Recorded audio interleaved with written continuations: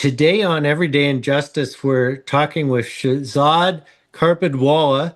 He serves on the board of directors of Prisoner Visitation and Support, a national organization dedicated to providing incarcerated people with consistent, compassionate, face-to-face contact from trained volunteer visitors. So welcome to our show.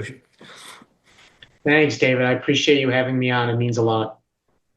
So, I go into prisons all the time, and I know it is critically important for folks to get regular visits. I know that the folks that do tend to do a lot better than the folks that don't.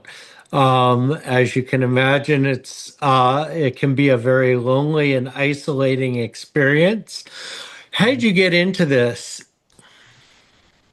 Um, great question, David. Part of my brand is helping in any capacity, helping people in any capacity, and this was one of the areas that I wanted to kind of focus on.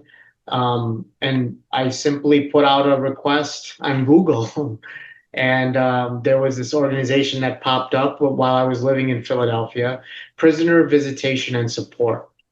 And filled out an application, went through the process, and went through the Bureau of Prisons and got accepted, and then was very fortunate. And that was 9 years ago. I'm going on my 10th year with PBS. So I'm very, very fortunate and honored to sit on the board of directors. And so what is your role? I mean, do you personally go in and visit with folks and what's that like? Yeah, yeah. So I'm part of the board of directors, but I'm also a visitor as well. And I've visited multiple federal institutions in North America, and the one that I'm currently going to is MCC in Chicago, downtown Chicago. And what it's like, it's an amazing, amazing experience. David, like you mentioned initially, like you've gone to quite a few prisons, and the first time I went in, I thought I was going to be giving a lot, to the inmates that I would be serving and talking to. But it just so happens that I've learned so much serving PVS that it's made me into a different person as well. It's an experience when you walk into prisons, as you could probably relate to, David. Yeah, so for those who haven't had that experience, what's it like? Um, it's saddening for me, because we're all human beings. In the course of our lifespan, David, and you could probably attest to this too, is we made a lot of mistakes in life, right? But we're not confined to a specific area, you know.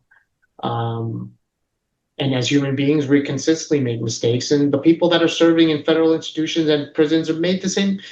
I shouldn't say the same mistakes, but have made mistakes, right? And they're serving time now, and it saddens me going in there, but I get a rejuvenation because the people that I visited are always so excited to speak to a prisoner visitation and support visitor. Yeah, I mean, it's sad, but it's also kind of reassuring. You see people that have made mistakes, sometimes bad mistakes, but you've also see a lot of people that have changed and grown as people, and they aren't that person anymore. Yeah, and exactly, and on the other side, you also see the amount of resources that people have that are, incarcerated. But then you also see the service that the correctional officers are doing day in and day out, and the Bureau of Prisons. Then you also see the flip side of it, an organization like Prisoner Visitation and Support. How many volunteers we have? We have over 250 volunteers across North America that are also visiting different federal institutions. So it's like I feel like we're all a team to support the people that we're visiting, which is great to see. What have you seen change in the last 9 years since you've been doing this? Turnover, man, turnover. And that I think that happens with any organization, right? You see turnaround, headcount changing, leadership changing, governance models changing, and that's just the nature of life, right? People move on, people take steps back, people take step forwards in their career based on other commitments. So the change in people as that's been the biggest change, and policies too, and procedures, things change, right? And anytime you're walking into a federal institution, they're all different. They don't have one standardized process.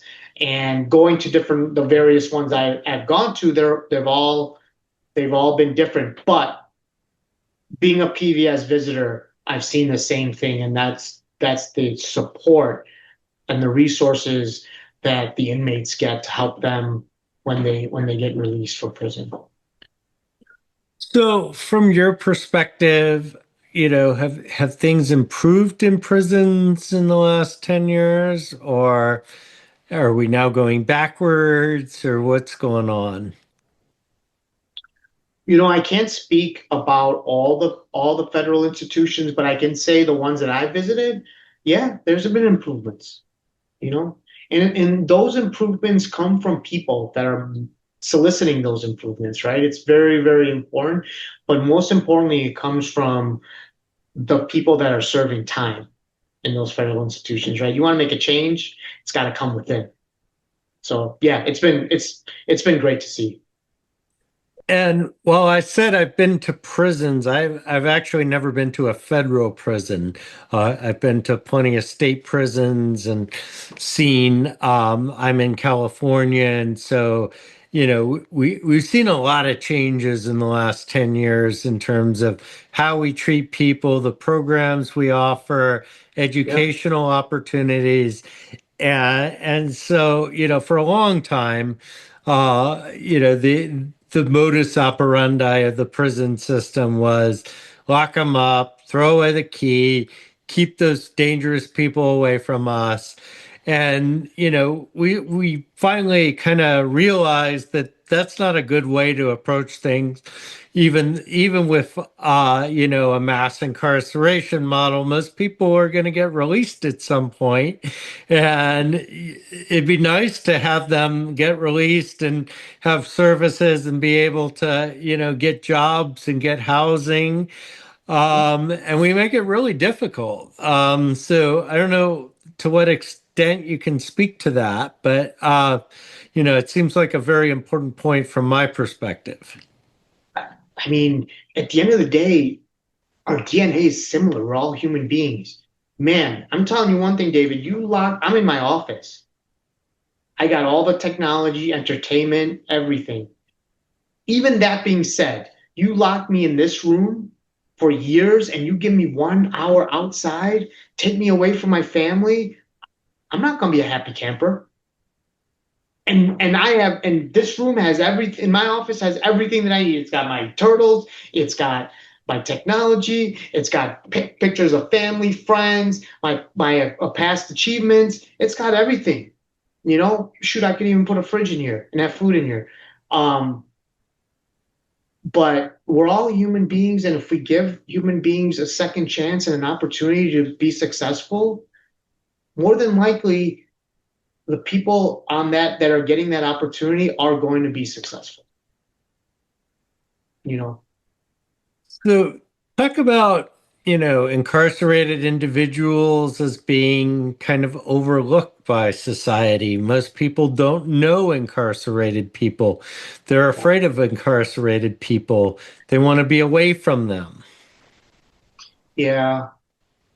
Another saddening point, right? Like I remember my first time, David, walking as a PVS visitor, walking into Devon's, Massachusetts, and I was a little apprehensive. And I came from a trivial past too, with making indiscretions and things like that, like we've all had. So, but actually, walking in as a visitor, um, all those things that some of the things that you hear on TV or you hear people say, the clinks of the chatter, the bars closing, and the eerie silence and those type of the coldness, the bitterness. Yeah, it's all there. It's all there. Um, so again, going back to someone that's kind of serving time, it's pretty intimidating. For me, it was intimidating. Um, but what gave me rejuvenation was when I met the people that I was speaking with and seeing how happy they were to see a PVS visitor, made me it was truly inspiring, and it gave me a lot of inspiration to keep doing what I'm doing. And one of the things that we try to do here on Everyday Injustice is we try to do some storytelling to try to humanize people that might be othered by society. Can you tell us some stories of volunteers and how they've been able to build relationships and become kind of a lifeline to incarcerated people? Sure, yeah, and David, I think with PVS, speaking openly about that is, we don't one and done, where you go into a prison, you speak to inmates, and then you walk away, and then you never see them again. No, we build bridges and we build relationships.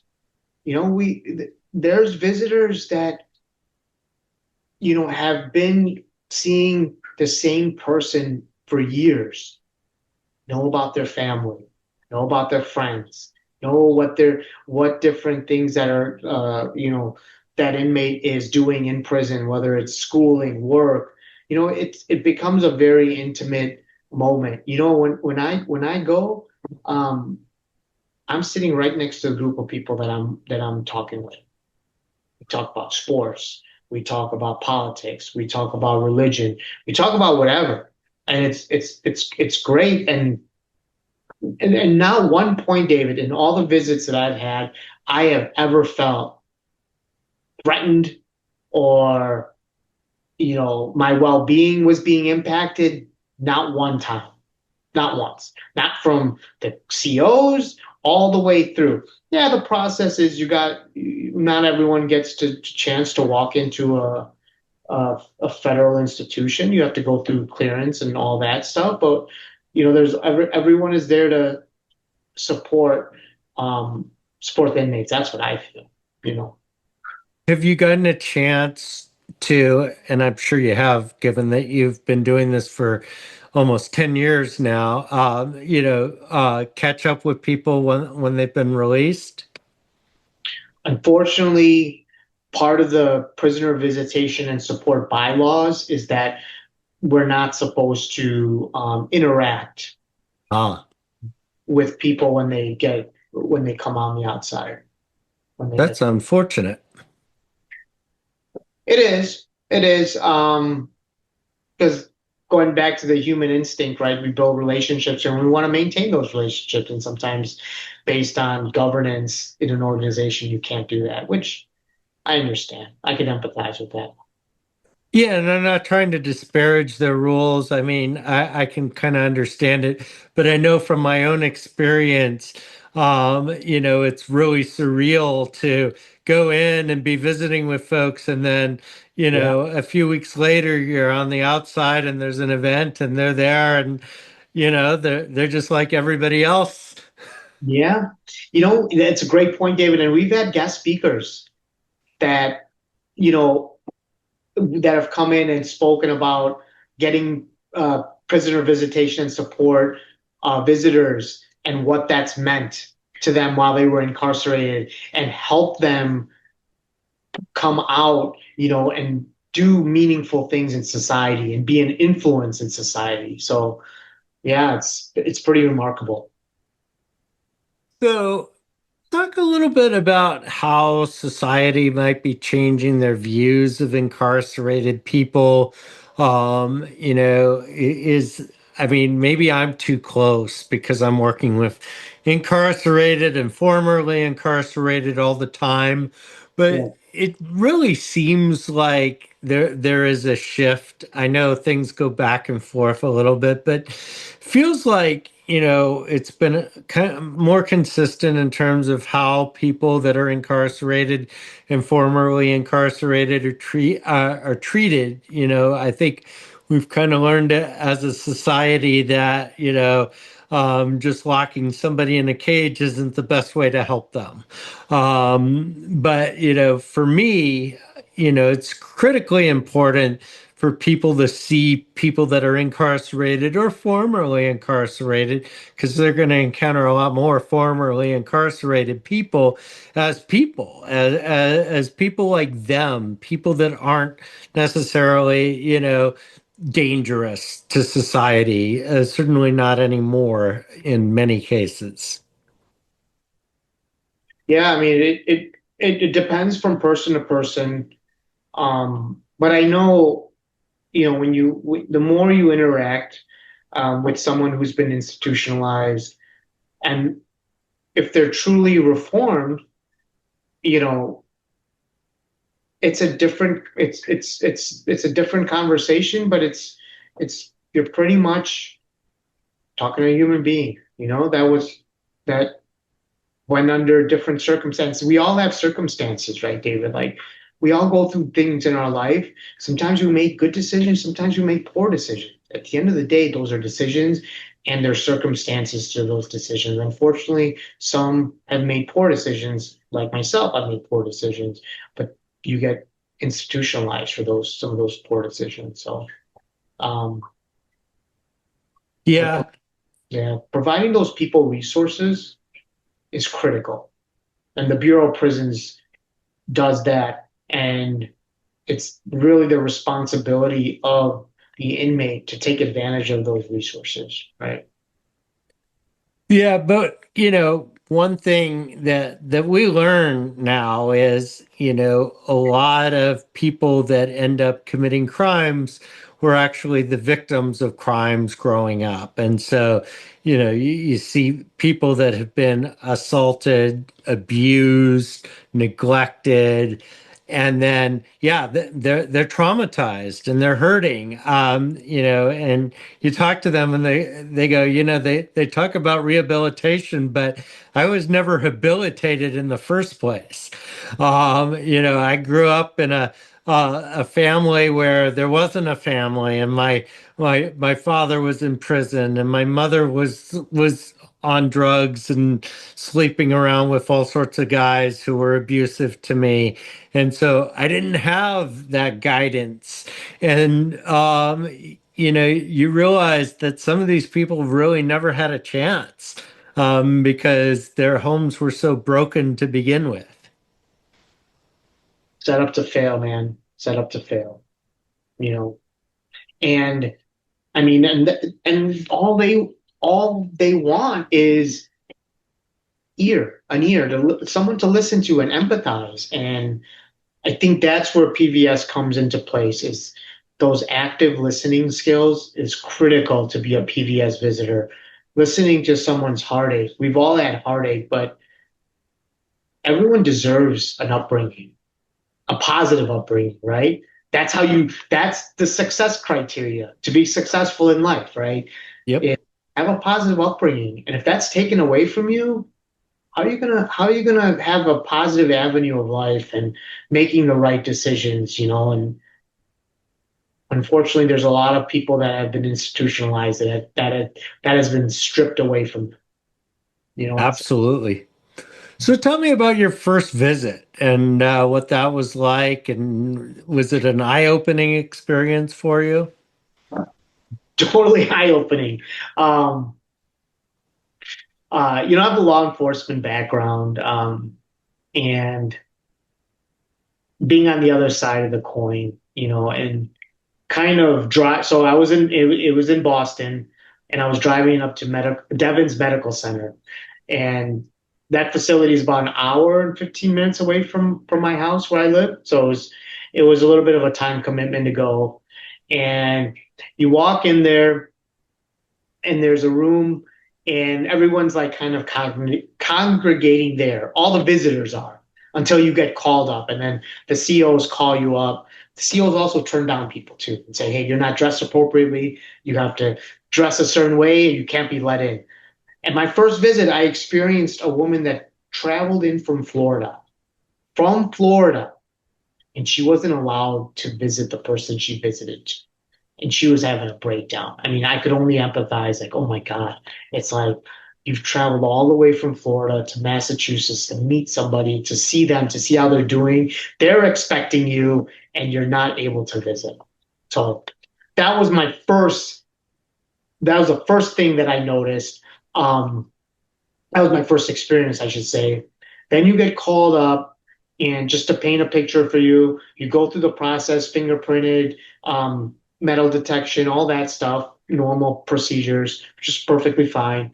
You walk through there, then you go in a big room. It's all metal, chairs, and you see about, it's called intake, and you see about, I would say, 100 chairs, a couple little rooms, and they all had kids stuff in it. So I would assume that's where children come to see their see their mom or dad. That was like wow. Um, and then the people that are eligible for PVS visits, like they all join, and sometimes you'll have 10 or 11 inmates that you're talking to, or you may have three. Depends on what they if they've been good. And the beauty of visiting Devon's, David, is that I was able to break bread with all the people that I was seeing. They loved the little things that we take for granted: a vending machine cheeseburger, a diet soda, chips, things that they don't regularly get. PBS was able to supply them that. So it was good. All positivity. Yeah. Well, I can relate. So I'm wearing this black shirt right now. Yeah. But in California, they won't let you in with any kind of blue. Mm, And because that's what the incarcerated people wear, kind of the light blues. yeah. And so I went in one day and I thought I was wearing a black shirt. I grabbed it in the dark because I didn't want to disturb my wife. And I got down there and the guy's looking at it and he goes, "I think that's blue." Oh, And so they made me go down and there was like a I don't even know what they called it, but you could basically get loaner clothes. So I got like a shirt and was able to go at least. But they're really picky, like, especially for women. Yeah, and 90% of the visitors at the men's prison are women. Like they don't want any tight clothes, they don't want any revealing clothes. So I remember like this one lady, she had yoga pants on and they were a little too tight. And she's like joking around saying, "Well, I guess they think I look too good or something." So, but I mean, some of these women, you were saying, this one, came from Florida and wasn't allowed to go in. Like some of these women drive 5, 6 hours to go visit their guys on the weekend. And they do it every weekend. I'm like, man, I wouldn't have the patience for that. But that's their life. yeah. Well, I don't know. But yeah, I mean, look at that dedication, right? Like that's pretty incredible. Yeah. There's a lot of protocol, but at the end of the day, it's to protect the prison, right? It's to make sure that the prison that's housing so many of the incarcerated is able to function and govern themselves, and they have bylaws, and we have to make sure we adhere to those bylaws. So I get it. I get it. I didn't get it at first, David. I wasn't one of those skeptical people saying why, but I was like, man, there's so many rules. But now I'm like, you tell me the rule, I'll appease it. Well, and that's kind of how I operate as well. It's like, you know what? I'm never going to get into an argument with somebody. If they say, do something, I'll do something. If they say, hey, go change your shirt, I'll change my shirt. Because at the end of the day, it's not about me either. It's really about them. That's a great statement you just made. Yeah. What's really cool, I don't know if other institutions have this, but like what they granted you is like loaner clothes. That's pretty cool, man. I've never seen that before. That's pretty cool. Yeah, I mean, I think that's like a family support thing. So they have like just like you guys are volunteers, you know, they have like volunteers that help to make sure that, you know, the incarcerated people get their visits because it's so important. I mean, what you guys are doing is really critical. It's a lifeline because you know, and some people, you know, they get visitors all the time, and you know, they have strong support, but a lot of people don't. Like they're isolated, and in the federal system, it's really bad because you know you could live in California and be housed in New York, Yeah. Who's going to take that trip across the right? I mean, that's what's sad. That saddens me, man, big time. And I've heard those stories from inmates. Oh, where your family live? Oh, they're on the other side. It's like, Yeah, I mean, you know, I mean, you know, it's $1,000 just for one person to fly across the country these days, and then you have to find, you know, housing and food and everything. So it adds up, and these people come from marginal backgrounds, and so you know, a lot of people they're not going to see their family until they get released, and that's if they're lucky. yeah. And David, if you think about that, distance creates separation. People got to live their lives, right? And that's the thing that our incarcerated get lost, in humanity, and they just get forget about. It's like, all right, well, Thomas is gone. He'll be back, and we'll connect with him when he's back. But what's important is connecting with Thomas when he's institutionalized to make sure that he doesn't get too hardened when he comes out. And I feel like that's what PVS does is softening them a little bit, softening people, making sure that they understand that there's people outside of family that also care for them and love them as well. And what do they say to you when you go visit them? I mean, my experience has been everybody, and usually I've developed a relationship with them by the time I go in to see them. But you know, everybody has always been really happy to see me, and I get to meet other people at the same time. And you know, I always come out of it as a really positive experience. But what do they tell you? Like, what's the impact on them? Yeah, very similar, David. Like positivity. Thank you. An amazing source of appreciation. Um, things like thank you for coming see me. When are you going to see me next? I was really amazing meeting you, and hopefully we could continue our relationship. Those type of things. I mean, it's very inspiring. It inspires you to want to come back, right? To see them again. So it's always super nice when you walk back and say, hey, so and so got released. Um, it's like, wow, it's great to hear. Yeah, I get both ends of it. Because, you know, I'll often see people and they'll go, yeah, I was granted parole and I'll be out in 3 weeks. And, you know, then I'll go to some event and I'll see them and they'll go, hey, I remember you coming in to visit. And, you know, I go to programming and all sorts of other stuff there. So, you know, it's really a positive experience. In fact, I've never had a negative experience except for once when the prison didn't let me bring in my camera, which I thought they had cleared me to do. But what can you do, right? Yeah. Yeah, yeah, no, it's all. I'm glad to hear. I'm glad to hear that you've had such positive experiences because I've had the same, and I'm sure there's others that may potentially haven't. But I know you and I have, so that's good.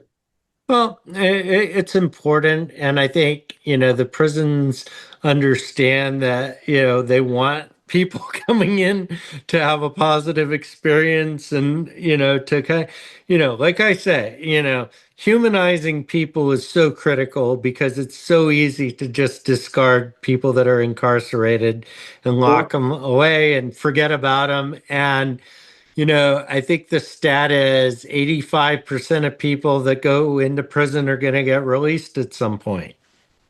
85%. That's wow. Yeah. That's So, I mean, it may be a long time, but they're not in for life. right. Yeah.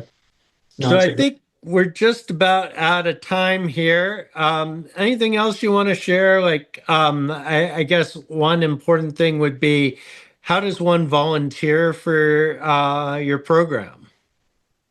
For prisoner visitation and support, that's a great question. I could share those appropriate people's contact information. We also have a website. I believe it is prisonervisitation.org. All right. Well, we've been talking with Shazad Carbaidwala. Thank you so much for sharing your experience. Like I said, it's very important to humanize people that are incarcerated. It sure is. And David, it's been a pleasure. Thank you for having me on. I'll send you some more information regarding PVS, and yeah, I look forward to keep maintaining our relationship. So thank you for having me on. Thank you. This has been Everyday Injustice. I'm your host, David Greenwald. Join us again next week for more tales from the injustice system.